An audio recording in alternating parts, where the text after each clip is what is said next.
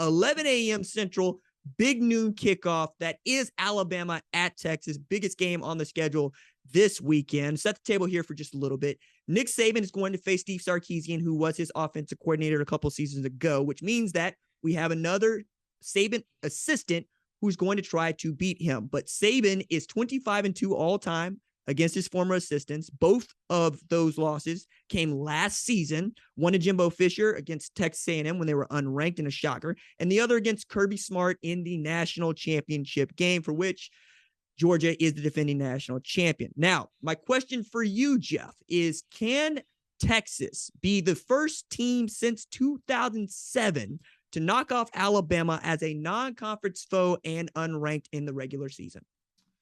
I mean, I guess it can happen, RJ, but will it happen? No. Look, I think we saw this past weekend that there is just such a big talent gap between Alabama, Georgia, and the rest of the country, right? We know the blue chip ratio is a thing, right? I mean, we know that Alabama, I think, is 89%, Georgia's 80%, but their players are just even better than that. I mean, like, they're just better football players. And yeah, Sark has recruited well. They're building something at Texas, I believe, but they're not good enough to compete with Alabama for 4 quarters. Maybe for a little bit of time, maybe to start out early in that game. It's going to be hot. The fans will be into it. But we're talking about over 60 minutes, a Nick Saban team that's been preparing for this game all offseason. They've been preparing for Utah State, but probably not as much as Texas. Like, especially after losing Jimbo last year, I think he doesn't want to lose to another assistant. I just don't think Texas has the horses. Now, can they cover the 17 or 21 points? Possibly, but winning this game outright, I just don't see it. It's an interesting proposition for me because I think that Texas is very talented. Are they as talented as Alabama? Absolutely not.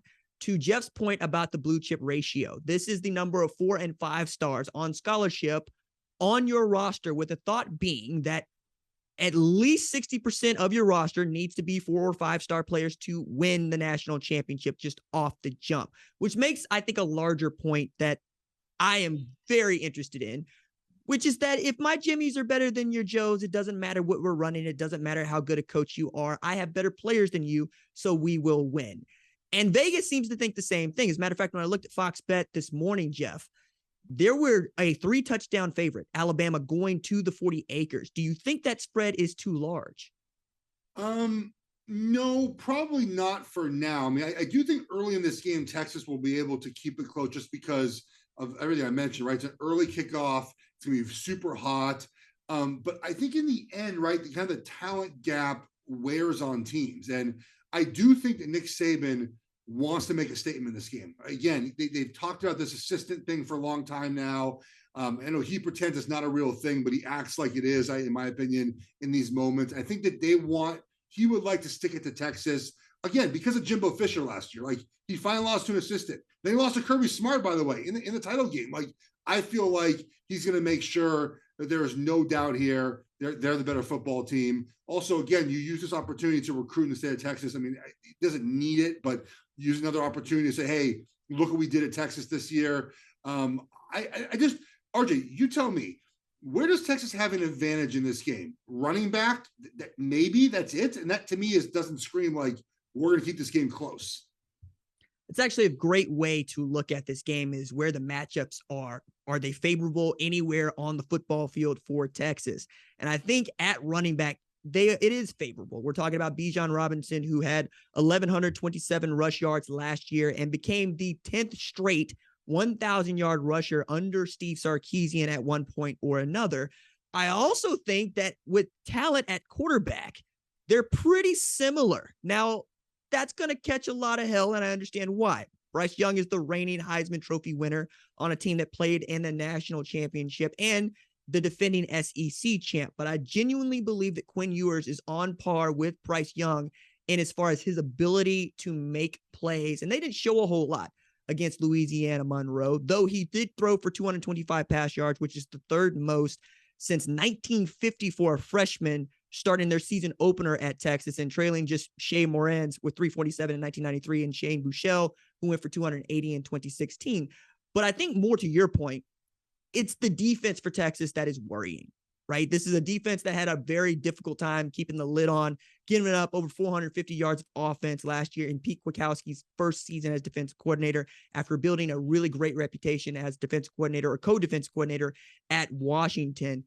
If you can keep your offense in the game, I think that the offense is going to find its rhythm and have an opportunity to take some shots against an Alabama defense that frankly is pretty good. But also, I would be curious to know your thoughts on this, Geoff. Steve Sarkisian knows what Pete Golding wants to do because they're on the same staff. They won a national championship together. Do you think it matters that either coordinator is familiar with their schemes? And I'm making Steve Sarkisian a coordinator for the purpose of this discussion. I mean, it mattered on Saturday in Atlanta, obviously, that one side knew the other side a little bit better. But, you have a true freshman left tackle playing significant reps for Texas. I think Bates is playing at left tackle against Will freaking Anderson. Like, you might know as much as you know about scheme, but sometimes your dudes have to win one-on-one matchups. And I think Bates is going to be, he's going to have his handful. Now, I think he's on the other side where Anderson mostly rushes. But the point is that, like, you can scheme up these things all you want. But sometimes, again, I go back to the better players thing, right? Like, if you have better players, the scheme thing can only last so long, which is why I think Texas keeps this game close early on. But eventually, when you have to kind of get out of that first 15 plays and you start getting those third and long situations, which, I mean, Alabama's a sell to stop the run and say, look, Quinn Ewers, you beat us on third and long. You make that happen.